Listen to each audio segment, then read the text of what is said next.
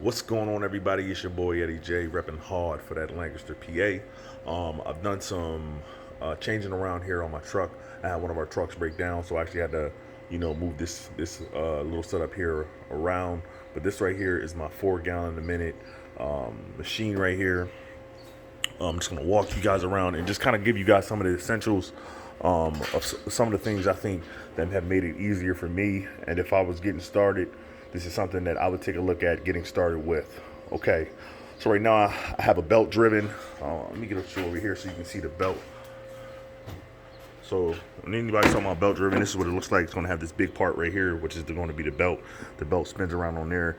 That's going to actually allow you to pull water as well, and it's actually built more for longer duration use and stuff like that, as opposed to the direct drive. But in here I have my 4 gallon a minute general pump, Honda engine, belt driven machine. This is just what is this, like a B? Yeah, this is like a B, like they make what is that, surface cleaners and all types of other stuff as well. If you look right here, that's my 35 gallon chemical tank, primarily used for downstreaming. And then if you look right here, this is my 55 gallon water tank right here. If you look at this orange line, this is actually plumbed into that right there. So that's actually my buffer tank. So that's how I'm able to keep my tank full and running even when I have low water. If you look, my garden hose is just over there. That's just 100 foot of garden hose here. This is my SH, my sodium hypochlorite, 5 gallon buckets here. So I keep about 5 of those with me on the truck, along with the 35 gallons that I keep right here in the tank. And then I'll just use these to just kind of top off. This extra bucket right here is the X-Jet pail. The X-Jet comes with a tube, which is right down there, and a cap. And you just hook the tube to the cap, and that cap just goes in here. I have 2 of them. So that just goes in there, and that's what sucks the chemical from the bucket if you ever need to use it that way. I would always say and suggest to have more than one application method.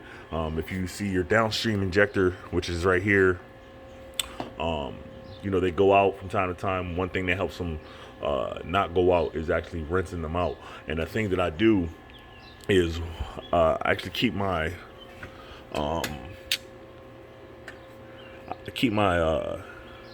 chemical bypass open all the time for the most part, unless if I'm surface cleaning or something like that. So I'll keep it open, and then when I'm rinsing it out, I actually just drop it in the water tank there. That's why it's in the water tank. It was the last used to rinse.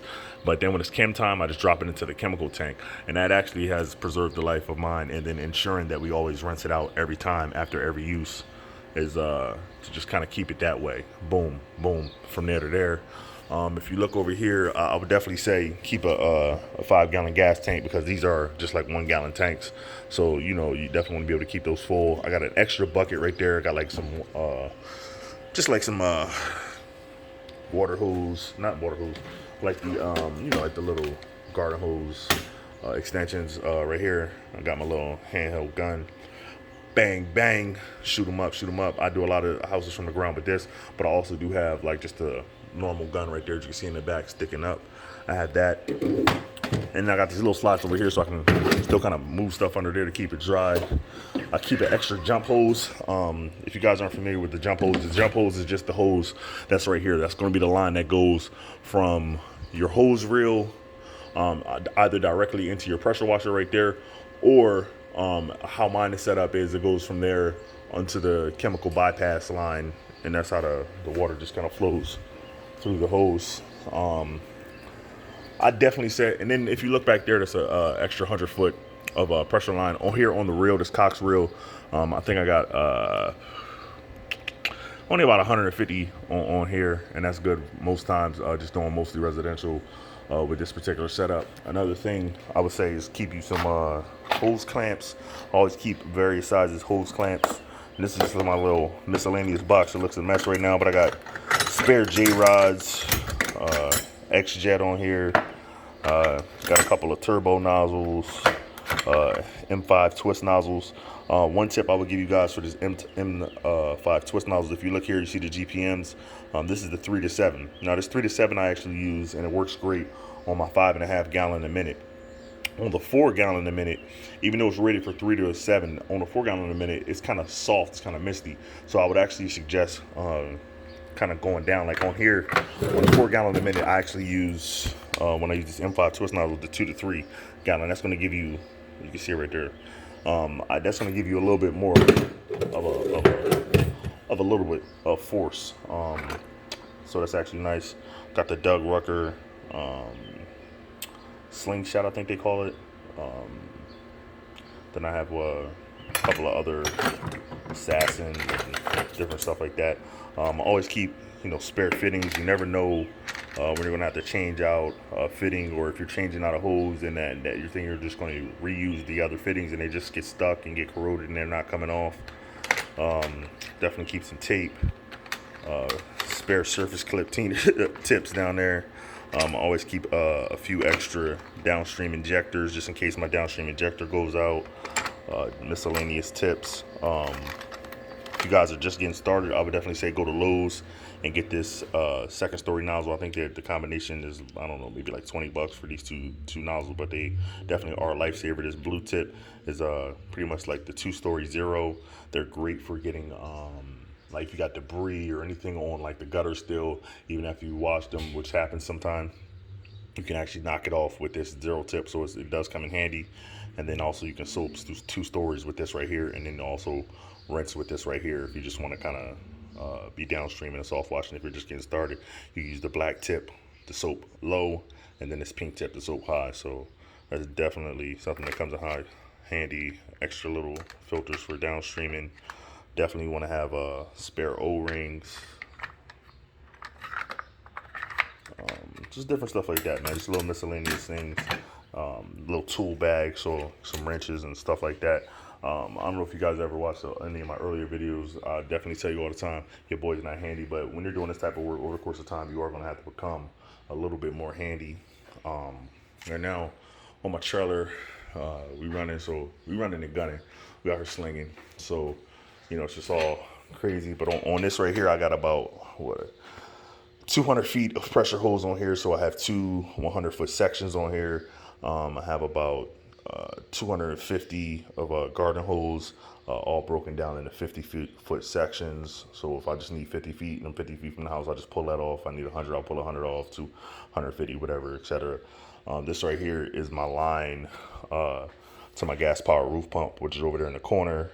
If you look right here, this right here is my 20-gallon vertical tank for downstreaming. So that's where my chem is just at, and I just have my drop stick over here, and so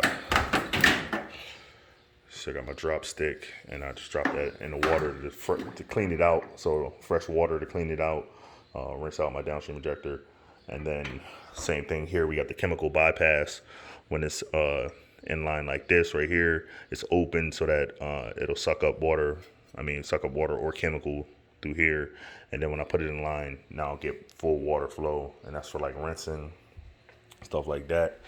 Got my little sign on here. I had an actual sign, but it flew off. Crazy.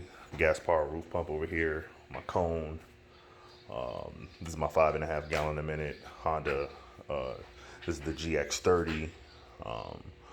My 5-gallon water tank. I have a 65-gallon buffer tank. Then I have this area right here where I can just, turn the water on, rinse my hands, stuff like that. And then the line is just running down here. This is a spare extra tube as well, too, that I can just kind of rinse with. And then you just kind of have it open. Got the battery for the pressure washing machine. And then back here, this is just my surface cleaner just sitting right in here. So usually, to be honest with you, typically I don't always have this ladder on there, but we have been doing a few more roofs lately and stuff like that. So I just kind of kept it on. But for the most part, I don't typically have this on here.